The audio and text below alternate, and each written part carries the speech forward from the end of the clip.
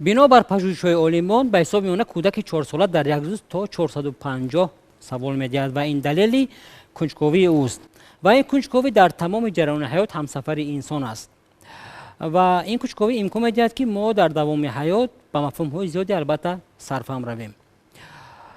اشتراکچیان امروزه ما تا کدام اندازه کنجکاوند و تا چی اندازه مخزن دانش دارند و در برابر این تا کدام اندازه حاضر جوابند ما در دوام نمایش شاهد خواهیم شد.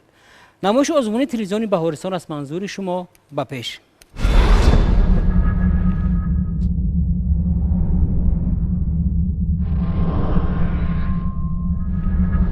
در نمایش امروزه نیست چون هر وقته 4 نفر امکانی شرکت ورزیدن، مهارت خود را سنجیدن، کنجکاو بودن یا نبودن خود را سنجیدن و حاضر جوابی خود را سنجیدن دارند. عین زمان در 4 گروه من باور دارم که 4 گروهی که هستند یک نفری خواهشمند از جا میخیزند و با زینه‌های در کاری میستند. مرحمت. 4 نفر اشتراکچی را ما دعوت میکنیم. البته اشتراکچیان ما معین شدند و طبق عنعنه پیش از آن که ما بار دیگر شرط‌های نمایش را با شما پیشنهاد کنیم من می‌خواستم شما خود را معرفی کنید. مرحمت. از شما سر میکنیم. من نورو محمد خواننده صنف دهی مؤسسه تحصیلاتی میانه عمومی رقم 60 شهر وحدت. بسیار خوب. من گلابا مولده خواننده صنف 11 مؤسسه تحصیلات میانه عمومی رقم 10 ناحیه رودکی. باز چه معلوماتی اضافه دادم میتونید برای خودتان؟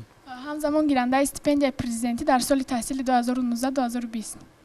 یعنی حاضر شما گرانده استیپندیای پرزیدنتی هستید. بسیار خوب. مرحمت. من نعمتزاده مرحبا خواننده صنف 10 مؤسسه تحصیلات میانه عمومی رقم 132 شهر وحدت میباشم. یعنی شما از شهر وحدت؟ از شهر وحدت. خب باز چی معلوماتی اضافه دارید؟ بیشتر به فنهای جمعیتی گومانیتری شوق دارم و اینچنین در وقت‌های خالگی به دوختن لباس‌های ملی و اینچنین تیار نمودن اشیاءهای آرایشی مشغول میشم. یعنی هنر صاحب هنر هم هستید؟ بله. مرحمت. شما؟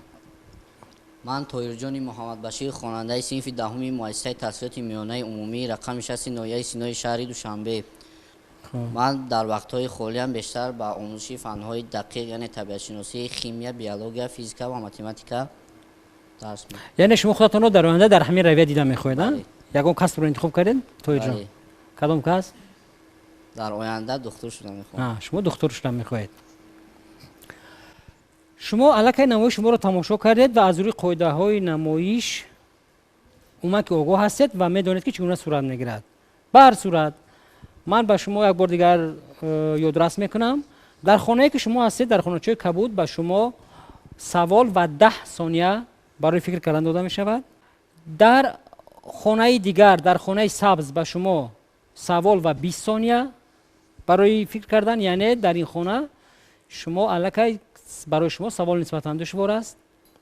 در خانه‌های دیگری در خانه‌های زرد به شما سوال و همزمان 30 ثانیه برای فکر کردن و در خانه سرخ باشد به شما 40 ثانیه برای فکر کردن و نفری که تا زینه آخر میرسد ما 1 دقیقه میکنیم فکر کردن داریم.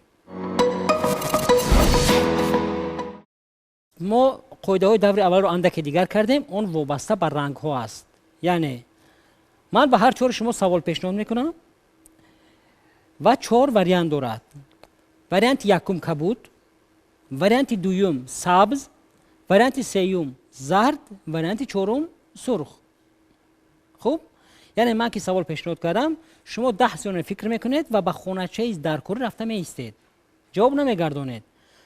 یعنی بنچه شما سوال اگر جواب درست در خانه سرخ باشد با وریانت چهارم، وریانت اگر که به نظر شما وریانت سوم جواب درست باشد در خانه سوم میایستید و اگر با فکر شما وریانت درست یکم باشد در همون جهتون میایستید و پس از 10 ثانیه فکر کردن شما و جواب شدن شما خانه‌چه که جواب درست دارد گیران میشود و پس ما میفهمیم که جواب درست کدام است.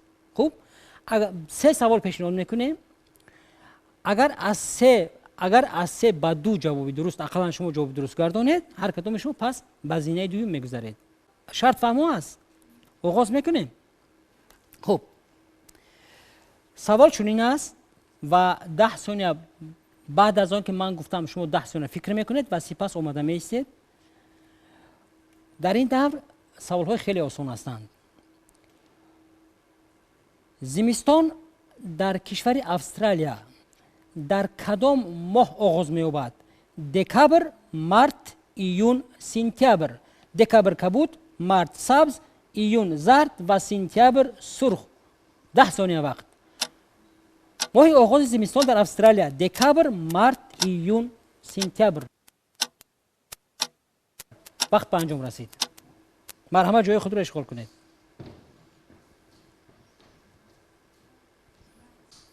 ماه آغاز زمستان در استرالیا کدام است؟ دکامبر، مارت، ایون، سپتامبر. جای خود را گرفتید؟ خوب. مرحمت جواب درست. اگر کدام خانچه که در گرفت پس جواب درست همون است. مرحمت. زمستان در کشور استرالیا به جای خود گذارید. زمستان در کشور استرالیا در ماه ایون آغاز می‌یابد، زیرا وی در نیمکره جنوبی جایگیر است. در نیمکره شمالی زمستان در ماه دکامبر آغاز می‌یابد. خوب، محمد، مرحبا و طاهر جان الکی جواب درست دادند. ولی این حالا یک سوال است. مگه ما دو سوال دیگر در پیش داریم. مولودا این رو افتاده نمیشویم. سوال دوم به شما. چرا بحر تاجیک مینامند؟ نورک، اسکندرکول، قراکول، قیراقم. رنگ کبود نورک، سبز اسکندرکول، زرد قراقول و سرخ نورک. 10 ثانیه وقت. چرا بحر تاجیک مینامند؟ مرحمت.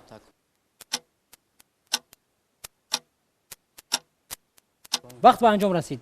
گذارید. چرا بحر تاجیک مینامند؟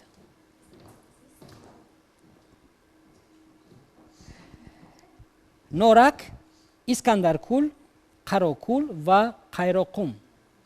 جواب درست. جواب درست قیراقم است. قیراقم برای چی طاهر جان شما اینو انتخاب کردید؟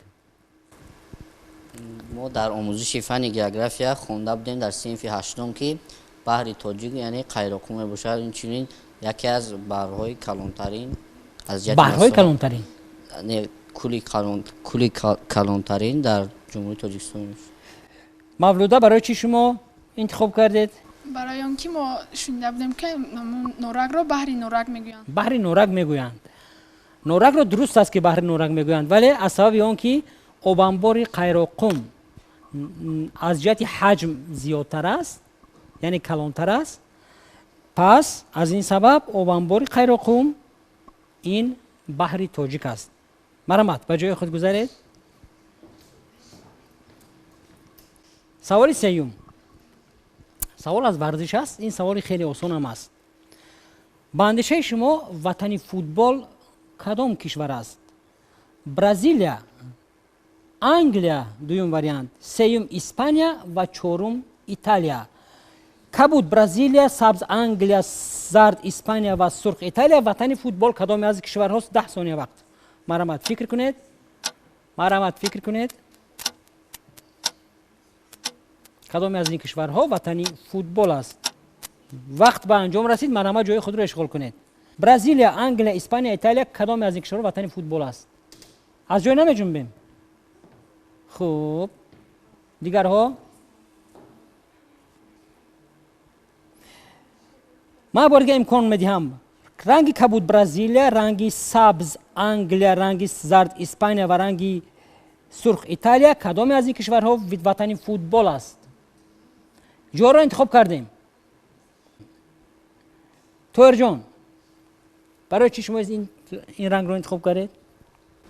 اسپانیا یکی از دولت‌هایی که ورزش یعنی فوتبال در آنجا ترقی کرده است و این چنین از همه دسته‌های بهتر خوب بازیگرهای خوب هم در همونجا هستند. یعنی با فکر من با اندیشه من که این اسپانیا میباشد. اسپانیا میباشد. محمد شاه فوتبال که در برزیلیا است. برزیلیا میباشد. یعنی شما از آن خاطر که پله در برزیلیا زاده برزیلیا است پله شما اینو انتخاب کردید. مرحبا. شما با فوتبال شوق دارید؟ من اصلا به فوتبال شوق ندارم، اما همین خیلی تخمینا انتخاب کردم که برزیلیا مرکزی فوتبال می باشد. давлати футбол. خب مولوده چی؟ ба фикри ман ин зодгоҳи футбол ин бразилия мебошад барои он ки футболбоз пеле дар ҳамон ҷо таваллуд шудааст. ما 4 کشوری که این به شما واریانت پیشنهاد کردیم این 4 کشور امروز از جمله کشورهای واقعا هم کشورهایی هستند که فوتبال در این کشور رو خیلی خوب ترقی کرده است و منتخب این 4 کشور بارها قهرمان جهان اومد به فوتبال شدند. ولی حالا میبینیم که وطن فوتبال کدام کشور است؟ مرا جواب درست. وطن فوتبال این کشور انگلیس است. با جای خود گذارید. طاهر جان و محمد من شما رو به زینه دوم دعوت میکنم. شما چون امکان افتاد که با 2 سوال جواب درست پیشنهاد کنید. ولی حالا برای مولوده و برای مرحبا حالا وقت است. ما با شما باز واریانت پیشنهاد میکنیم 10 ثانیه فکر دارید، میتونید فکر کنید و سپس جواب گردانید. اکنون ما میگذاریم به سوالهای دوری دوم. سوال با محمد شما کدام فن رو دوست می‌دارید؟ بیشتر به بیولوژی و شیمی. بیشتر به بیولوژی و شیمی توجه دارید. بسیار خوب. درباره جنگلزار معلومات دارید؟ جنگلزار چگونه جو است؟ جنگلزار جای درختزار.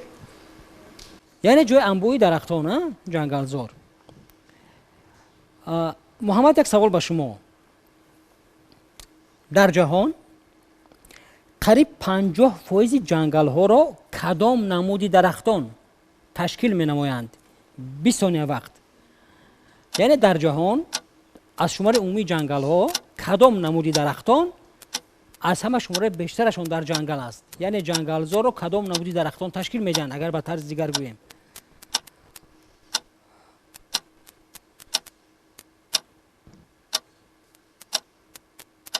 محمد وقت به انجام رسید. ارچه. یعنی به اندیشه شما ارچه ها زیادن. 50% تمامی جنگلزار دنیا تشکیل میدهند. بله. دیگر همون درختان نه؟ برای چی ارچه رو انتخاب کردید؟ برای اینکه ارچه خیلی هم زیاد است. خواندید، میدانید یا کی تخمین کردید؟ تخمین کردید؟ بله. واقعا در جنگل های دنیا درختان خیلی زیادی هستند. نمودهای خیلی زیادی درختان، ولی شما ارچه رو انتخاب کردید. اگر حاضر شما جوابتان نادرست باشد، پس در جواب دوم با شما انمو کمانده که همراه شما است، دسته که با شما هستند میتوانند که یاری رسانند. قریب 50% جنگل های دنیا را درختانی ارچه تشکیل میدن. این جواب درست است. مرحمت ما شما رو یک زینه به پیش میکنیم. مولوده سوال در دوره اول ما با شما واریانت پیشنهاد نمیکنیم و 10 ثانیه فقط فکر میکنید. اثری تربیوی و اخلاقی عبدالرحمن جامی که به فرزندش بخشیده است چی نام دارد؟ 10 ثانیه وقت. اثر عبدالرحمن جامی که به فرزندش بخشیده است.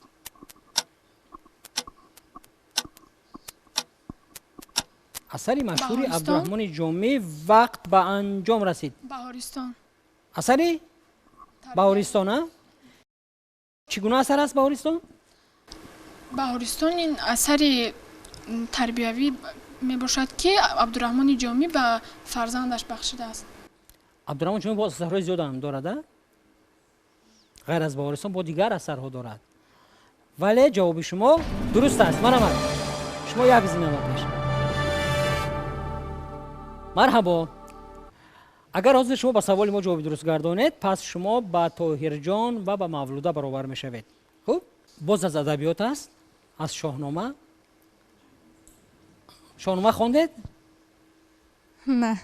خیلی داستان‌هاش قسمت خواندم. کدام داستان رو خواندگی هستید؟ داستان رستم و سهراب و همین خیلی قسمت خواندم اما نام‌هاش خوب در یاد ندارم. قسمت خواندید؟ سوال عادی به شما در همین دور 10 ثانیه فکر کنید و پس از 10 ثانیه به ما گویید که از شاهنامه اسب رستم چی نام داشت؟ 10 ثانیه وقت. چی؟ رخش. وقت رو استفاده نبردید؟ نه. اگر رخش نباشد چی؟ رخش. ولی رخش است. درست. خب یک زینه به پیش آماده ایستادید. طاهر جان سوال به شما. شما آینده دکتر شدنی. پس شما باید که خیمیا، بیولوژیا و فنهای که با طب خیلی نزدیکی دارند شما باید که نسخ خوانده باشید. ما خوب وقتی شما رو نمیگیریم، شما رو عذاب نمیدیم. سوال با شما چنین است: ماده های مرکبی که گیدروژن های آنها قابلیتی با متال عوض شوی را دارند چی نامیده می شوند؟ 20 ثانیه وقت. از خیمیا، ماده های مرکبی که گیدروژن های آنها قابلیتی با متال عوض شوی را دارند چی نامیده می شود؟ جواب دارید شما؟ بله.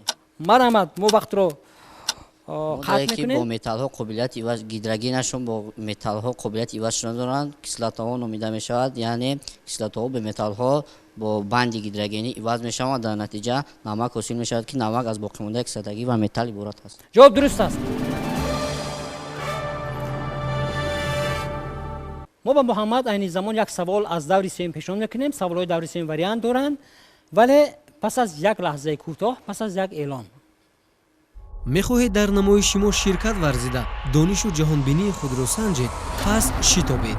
нишони имо шаҳри душанбе, кӯчаи шероз 31, телевизиони баҳористон. намоиши ба пеш. телефон барои тамос 221 95 24. ادامه آزمون تلویزیونی با پیش از تلویزیون بهارستان است و اگر شما نیز همراه ما هستید پس میتوانید که با اشتراکچیان مهارت خود را سنجید، دانش خود را سنجید و کنجکاوی خود را سنجید. این زمان محمد از شهر وحدت در زینه سوم قرار دارد و در این زینه ما با شما سوال پیشنهاد میکنیم که اون وریانت دارد. یعنی سوال ها وریانت دارند. اگر شما با وریانت درست، یعنی هر سوال 4 وریانت دارد و اگر شما وریانت درستی رو بید، شما باز یک زینه به پیش با غالبیت نزدیک میشوید. محمد آماده هستید؟ سوال چنین است: اوما که ادبیات میخونید، شما با ادبیات تاجیک شوق دارید؟ ادبیات کلاسیکی، معاصر، جهان، ادبیات کودکانه کدامش؟ ادبیات کلاسیک. با ادبیات کلاسیکی شوق دارید ها؟ بله. یک داستان هست در ادبیات کلاسیکی با نام دوالرانی و خضرخان. دوالرانی و خضرخان. سوال با شما چنین است و پس از گفتن من 30 ثانیه وقت میگیرید. داستان دوالرانی و خضرخان رو کی تالیف کرده است؟ وریانت ها: نظامی گنجوی، امیر خسروی دهلوی، عبدالرحمن جامی، علیشیر نوایی. 30 ثانیه وقت. داستان دوالرانی و خضرخان را کی تالیف کرده است؟ نظامی گنجوی، امیر خسروی دهلوی، عبدالرحمن جامی و علیشیر نوایی. سوال از ادبیات کلاسیکی است و یکی داستان‌های خیلی مشهور هم هست.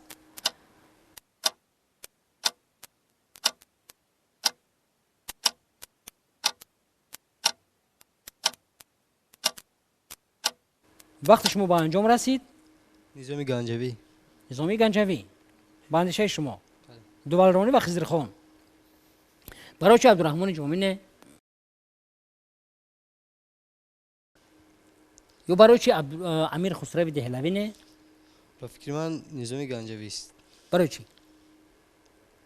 انیق نمیدونم، تخمینم. محمد،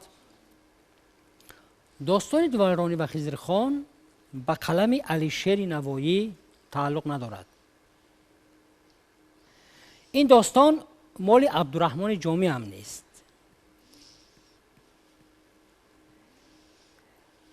همزمان این داستان مال نظامی گنجوی هم نیست. این داستان از امیر خسروی دهلوی است.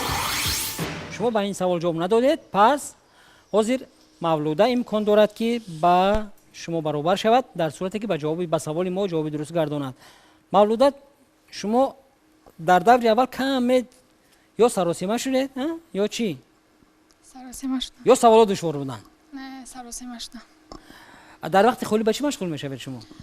با آموزش زبان‌های انگلیسی، روسی. یعنی شما رویه فن‌های گومانیتر رو انتخاب کردید؟ حالا که کسب رو انتخاب کردید، در آن چی میشوید؟ ترجمان. شما ترجمان میشوید. سوال با شما از دور دوم چنین است. سوال از فن زبان تاجیکی است. معین شخص، نامعین شخص، عمومی شخص، به شخص. اینها جمله ها اند. در زبان تاجیکی معین شخص، نامعین شخص، عمومی شخص و به شخص. شما گویید که این جمله ها نمونه کدام نمودی جمله های اند؟ 20 ثانیه وقت. چون شما فنهای گوینتری شفق دارید، جمله معین شخص، نامعین شخص، عمومی شخص و به شخص. از فن زبان تاجیکی این جمله ها نمونه کدام نمودی جمله های اند؟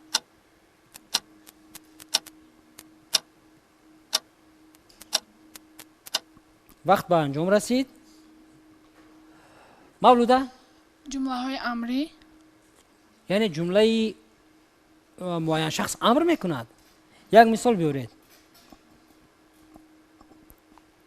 برای آخر شما مولوده اینا جمله های ساده هستند، ولی کدام نمودی جمله های ساده؟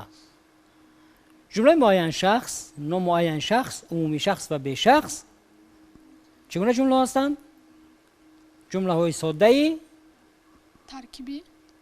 ترکیبی. یک ترکیبه. وارنت شما معین شخص، نامعین شخص، عمومی شخص، به شخص جمله های چگونه جمله هستند در زبان تاجیکی؟ مرحبا، جواب شما، جواب آخرین شما. جمله های چگونه؟ چی گفته دوزیر؟ امری. ساده یک ترکیبه. ساده یک ترکیبه. کدام است جمله های امری یا ساده یک ترکیبه؟ ساده یک ترکیبه. جمله های معین شخص من با شما چند بار باز گفتم، نامعین شخص، عمومی شخص و به شخص اینا جمله های ساده هستند. ولی جمله ساده میتواند باز چند نمودی دیگر داشته باشد. اینها واقعا جمله های ساده یک ترکیبه هستند. شما هرچند که باور نجاب دارید، ولی من شما رو یک زنبه پیش میخونم. خوب، مرحبا. سوال با شما درباره کنستیتوسیون جمهوری تاجیکستان معلومات دارید؟ بله. میخونید؟ ها. سوال با شما چنین است و 20 ثانیه هم برای فکر کردن وقت دارید. باب چندمی کنستیتوسیون جمهوری تاجیکستان به ولایت مختار کوهستان بدخشان بخشیده شده است؟ 20 ثانیه وقت. کدام بابی کنستیتوسیون جمهوری تاجیکستان به ولایت مختار کوهستان بدخشان بخشیده شده است؟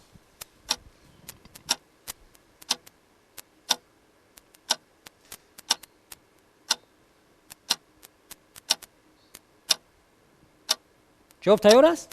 مرحمت. باب 8 کنستیتوسیون جمهوری تاجیکستان به ولایت مختار کوهستان بدخشان بخشیده شده است. انیق بابی 8. بابی 8 دیگر نمیکنید. از چند بابی عبارت است کنستیتوسیون جمهوری تاجیکستان؟ 10 باب و 100 ماده. خب باب نهم پروکراتوره. بابی که با ولایت مختار کوهستان بدخشان بخشیده شده است این بابی 7 است.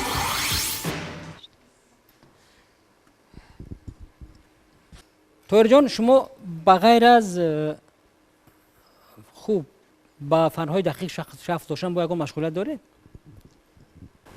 من اینچنین باز در سررئیست معارف در مرکز رشد استعداد آموزشی فن شیمیا مشغول هستم و اینچنین بعد در روزهای استراحت با ورزش برای تنصیحاتی خود کدام نمودی ورزش؟ خصوصا فوتبال با همراه رفیقان و هم‌صنفان. من حاضر با شما چند اختراع انسانیت را با شما نامبر میکنم. ان اختراعش 4 اختراع، ولی یکی از اینها در همین میان زیادی است، یعنی باید که در همینجا تعلق نداشته باشد. ولی برای چی؟ من حاضر میخونم، شما فکر میکنید و 30 ثانیه فکر کرده جواب میگوید. کدام از این اختراعات انسانی را ما از این قطار استثنا میکنیم و برای چی؟ کدام اختراع؟ گوش کنید. پوربین، عینک، تلسکوپ، ساعت. 30 ثانیه وقت. پوربین، عینک، تلسکوپ و ساعت ما یک اختراع رو از این قطار میگیریم و برای چی؟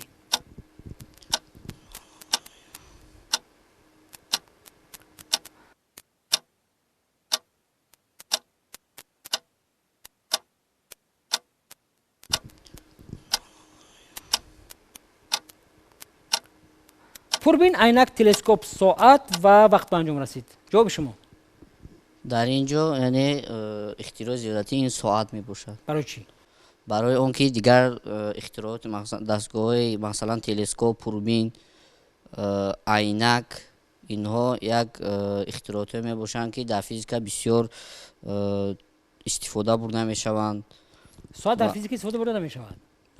نه، در زندگی هر روزه ما ساعت البته که هست و با فکر من که در اینجا اختراع زیادتی، یعنی اختراع در جواب ها زیادتی این ساعت می باشد. یعنی به اندازه شما عینک رو در روزگار استفاده نمیبریم؟ بله، عینک رو استفاده نمیبریم. عینک رو استفاده میبریم، پوربین رو در ساحه فیزیک استفاده میبریم.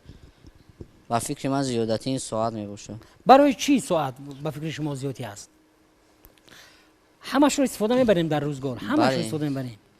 اختراعات عالمان فیزیک مثلا اون پوربین، تلسکوپ و عینک یعنی چیزهایی هستند که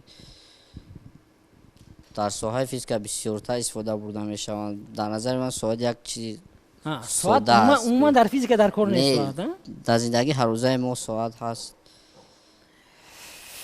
تلسکوپ فقط در همون لابراتوار یا در عموما در ساحه فیزیک استفاده می‌شود. ساعت رو هم در لابراتوار استفاده می‌برن. عینک رو هم استفاده می‌برن. عینک رو هم. پوربین رو هم سه استفاده دستگاه می‌برن. یعنی چیزهای مخصوص هستند.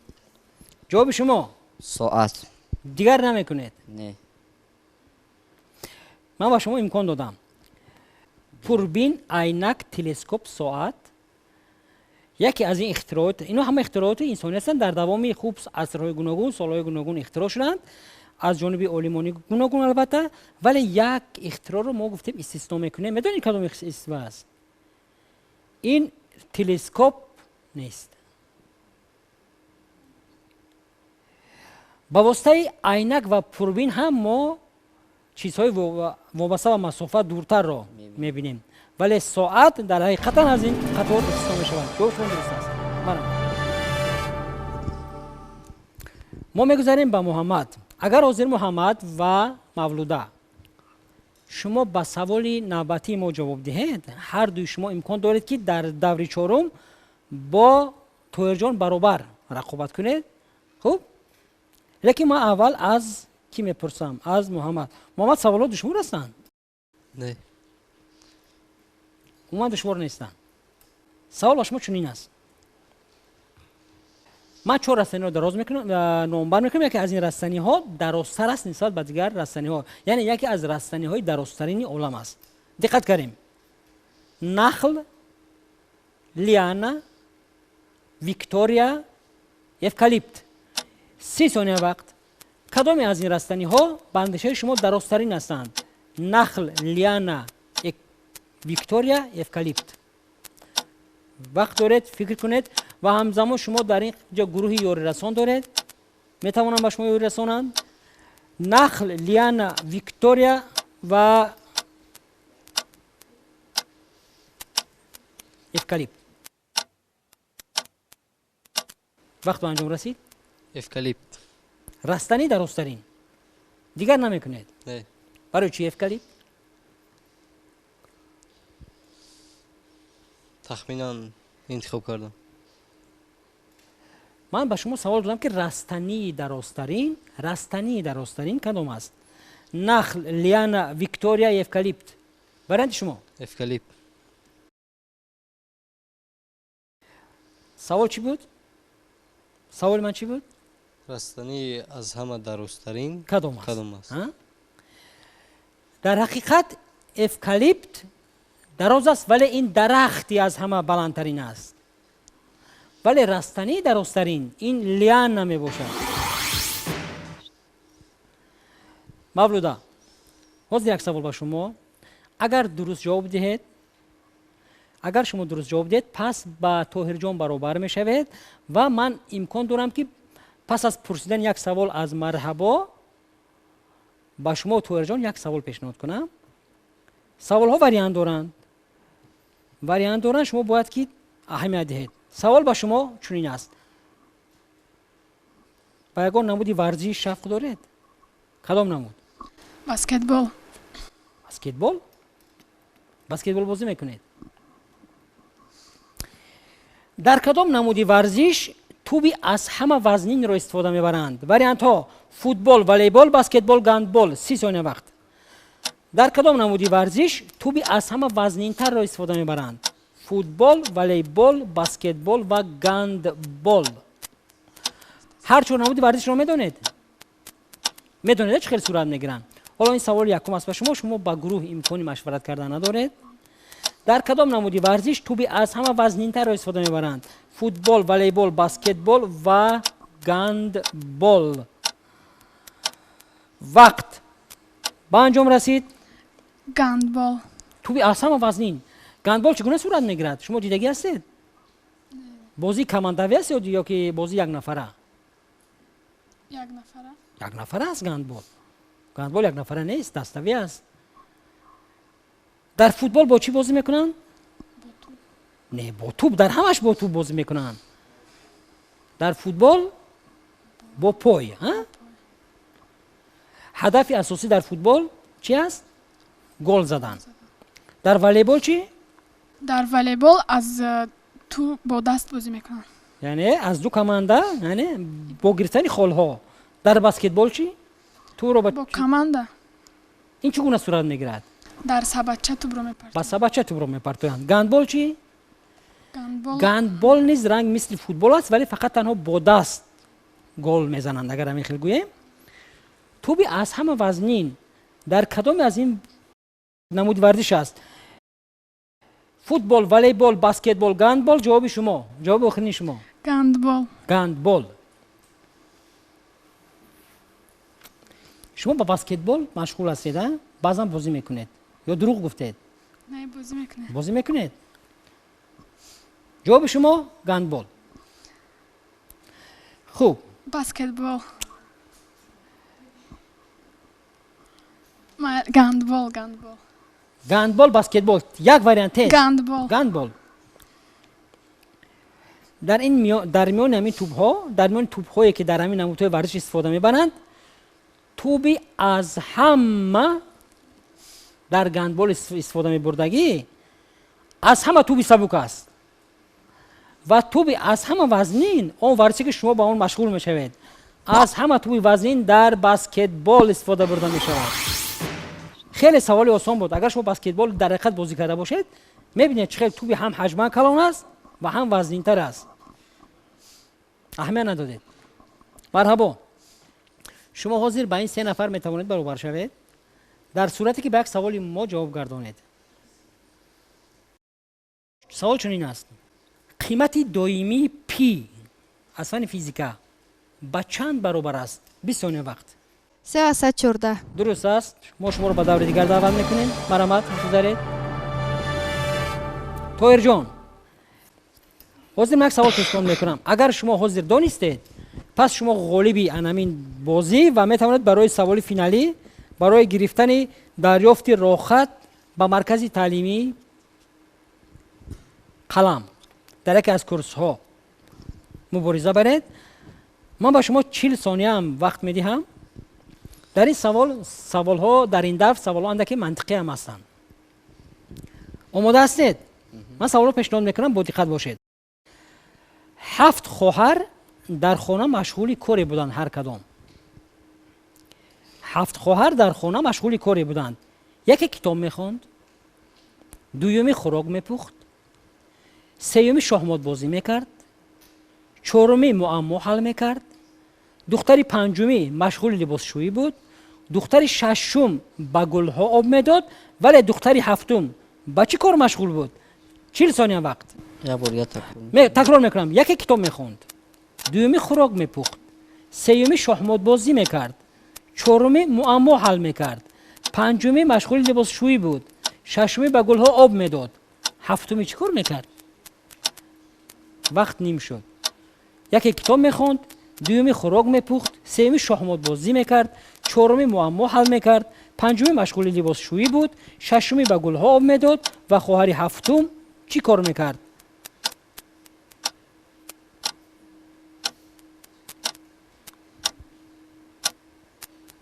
тоҳирҷон, вақт ба анҷом расид. як бор дига такрор мекунам. 7 хоҳар در این خونهشون مشغول هر گونه کار بودند. یکمی کتاب میخوند، خواهر دوم خوراک میپخت، خواهر سوم شахмат بازی میکرد، خواهر چهارم معما حل میکرد، خواهر پنجمی لباس میشوشت و خواهر ششم به گلها میداد و خواهر هفتم چیکار میکرد؟ با خواهر سوم یا چهارم بوده شахмат بازی میکرد. جواب درست است. و ما شما رو به زینه آخری نمایش دعوت میکنیم. شما الکی غالب نمایش هستید طاهر جان، ولی اگر به سوال آخران ما که 1 دقیقه وقت هست برای فکر کردن جواب درست گردانید، شما غالب نمایش و صاحب راخت به مرکزی تعلیمی قلم کدام کورس رو میخونید شما؟ علاوگی؟ خیمیا. بله. اینجا هم کورس های زبان آموزی است و هم کورس های فنهای دقیق است، هم فنهای جمعیتی است، هم گومانیتری است. شما یکی رو میتوانید انتخاب کنید در صورتی که به سوال ما جواب درست گردانید. برای این 1 دقیقه فکر میکنید. شما رستنی کاکتوس رو میدونید؟ چگونه رستنی است؟ خوردار است. بله. باز چگونه؟ خاراکتریستیکش فقط خوردار است. نه. وقتی باید در نزد استفاده برنده کامپیوتر باشد، چون که انا همون شعاعی که به چشم انسان ضرر دارند محافظت میکند و خودش کشته میگیرد. طاهر جان، رستنی کاکتوس در تنه خود مقدار زیادی آب را جمع میکند و برگهایش به خار تبدیل یافتند و این است که در منطقه بیابانی میسبزد. سوال شما چنین است: رستنی کاکتوس چرا به جای برگ خار دارد؟ 1 دقیقه وقت. رستنی کاکتوس رو شما الکی میدونید، حتی خاصیتش رو گفتید در نزد کامپیوتر میگذارند، نمیدونم چه خاصیت دیگر دارد. ما الکی گفتیم که در منطقه های بیابانی میسبزد، ولی چرا آن به جای برگ خار دارد؟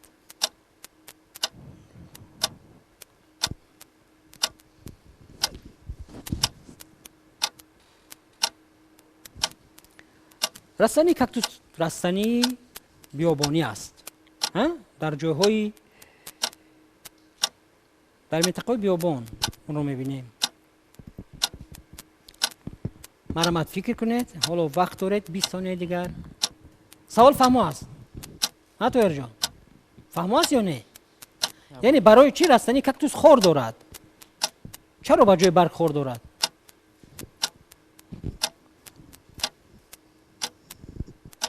وقتی شما به انجام رسید جواب شما طاهر جان. من دیگر به شما سوالی رو نمیدهم، چون همش رو گفتیم. برای چی به جای برگ رستنی کاکتوس خار دارد؟ مرامت جواب شما طاهر جان.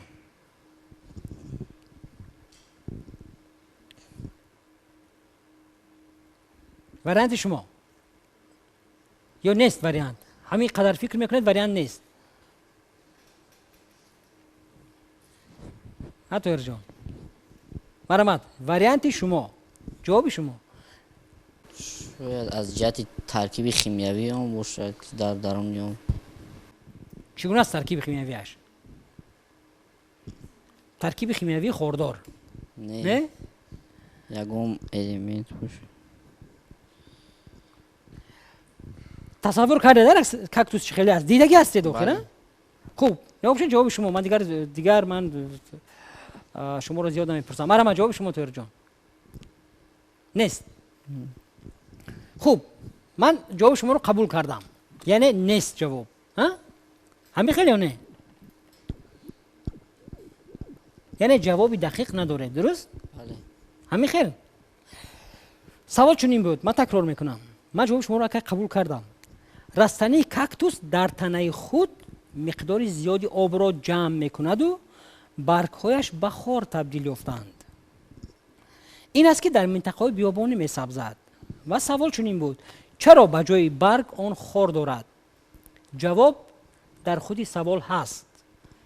رستنی کاکتوس در تنه خود مقدار زیادی آب را جمع میکند، ولی برای آن خار دارد که چون در منطقه بیابانی میسبزد تا مقدار کمی آب را صرف کند. یعنی اگر برگ داشته باشد و این مقدار آب زیاد را صرف میکنند. و جواب در خود سوال بود. شما نوابسته از اینکه به سوال آخری ما جواب ندادید، شما به قسمت نهایی رسیدید، ولی اگر شما به سوال آخری ما جواب میدادید، شما صاحب همین راهخط به مرکز تعلیمی قلم میشدید. ولی از سبب آنکه این نمایش سیوم است، ما به شما راهخط رو میدهیم برای من بعد دوام دادن آموزش. و من باور دارم که شما همین راهخط رو ثمرناک استفاده میبرید، در دوام 3 یا 4 ماه باز دانش خود رو افزون میکنید. سوال‌های جالبی دارید و می‌خواهید آنها رو به اشتراکچیان نمایشی بپیش پیشنهاد کنید. پس این امکانیت رو از دست ندهید. سوال خود را با جواب درست و نشان دادن منبع از آن گرفته اید به نشانه شهر دوشنبه، کوچه شیراز 31، تلویزیون بهارستان روان نمایید. نفران فعال حتما قدردانی می‌شوند. تلفن برای تماس 221 95 24. محمد مرحمت، چی اندیشه دارید؟ من میدونم که شما بسیار میخواستید اشتراک کنید، همین خیلی نبود؟ بله. چی گرفتید؟ چی نگرفتید؟ چی پسند نامد به شما در نمایش؟ مرحمت. به من همش پسند اومد. سوالایی که نمیدونستم باز آموختم و سوالا اونقدر دشوار نبود. کمی سراسیمه شد. یگان سوالی بود که به نظر شما عجایب نمود. بله. کدامش؟ از همه رستنی در روز. آها. خوب. یعنی همینجا شما درختی در آستانین رو گفتید، درخت بلندترین و ما هم مخصوصا میگونه سوال گذاری میکنیم. مولوده چه اندیشه دارید؟ با تشکیل کنندگان این برنامه مینداری خود را اظهار می برای من همین سوال وطن فوتبال کدام دولت است همین معقول نامد یا که نه یا دشوار بود؟ عجایب بود. عجایب بود. لیکن میدونید برای من کدام سوال عجایب بود؟ بسکتبال. چون شما بسکتبال بازی میکنید و شما باید الان حس کنید وزنی توی بسکتبال. آخر من بازی گندبال رو اونقدر یعنی معلومات نداشتید. خیلی شما تصور کنید که در گندبال یک توپ وزنین رو میگیرن و با دروازه میپرتن و چقدر دشوار است. برای توپ گندبال رو با یک دست میپرتوین، با یک دست. مرحبا. مقصد من از اشتراک در این آزمون تنها سنجیدن سایت سوادنامه‌ای خود بود و خیلی شاد هستم و همچنین با تشکیل کنندگان این برنامه مینداره خود رو رساندن هستم. ولی میدونید چی؟ ما یگان تای شما رو الحد چور شما یگان نفر رو مغلوب نمیگوییم، ولی برای اینکه شما جرأت کرده آمدید و دانش خودش نسبی است. یگان آدم حتی بزرگترین عالمان هم همه چی رو دانسته نمیتوانند، ولی ما با واسطه شما، با واسطه مولوده، با واسطه محمد، با واسطه طاهر جان توانستیم که شاید چند سوال با بیننده پیشنهاد کنیم تا آنها نیز مثل شما هم خیلی فکر کنند و آنها هم شاید که برای خود فکر کردن که کدامش رو میدونند و کدامش رو نمیدونند. طاهر جان مرحبا. اندیشه شما؟ من مینداری خود را با کلی سرپرستان تلویزیونی بهارستان و تشکیل کننده‌های آن همین نمایشنامه که برای شوق و هوسمند نمودن طلبگان تشکیل می شود مینداری خود را بیان می نمایم و چون نهایت با دور نهایی آمدیم و با سوال فینالی پاسخ گرداندن نتوانستیم و ما کوشش میکنیم که در آینده باز پورا خوانده دانش خود را صیقل دهیم. عموما سوال ها دشوار بودند یا نه بندشه شما؟ عموما اگر هم خیلی گریم نه، سوال ها آنقدر دشوار هم نبودند و چی باشد که ما طلبگان کمی به احساسات هم داده شده بودیم و همین سبب باشد که به سوال ها آنقدر جواب ندادند. یعنی اکنون فهمیدید که کاکتوس برای چی خور دارد؟ بله. تشکر به شما. تشکر زیاد. اصلا مقصد ما هم از تهیه نمایش، از تهیه همین پرسش ها، از معاین کردن همین راه رو ها، از جمع کردن شما و از پیشنهاد سوال ها اون است که یعنی با واسطه هر کدام شما ما توانیم که چند سوال با بیننده پیشنهاد کنیم و شاید آنها هم در رفت نمایش تا کدام اندازه کوچکوند تا کدام اندازه حاضر جوابند معین کنند. ما با همه شما با اون نفرانی که شما رو همراهی کردن اظهار سپاس میکنیم و باوری داریم که باز همین گونه در نمایش ما شرکت می‌ورزید و البته باز با شرکت خود ما رو شاد می‌گردونید. و اگر شما نیز مثل اشتراکچیان نمایش امروزه خواهید که همین گونه کنجکاوی، ذکاوت، حاضر جوابی خود را سنجید. پس نمایشی به پیش همیشه آماده است. این شماره نوبتی آزمون تلویزیونی به پیش بود. منظور شما. تا بازدید.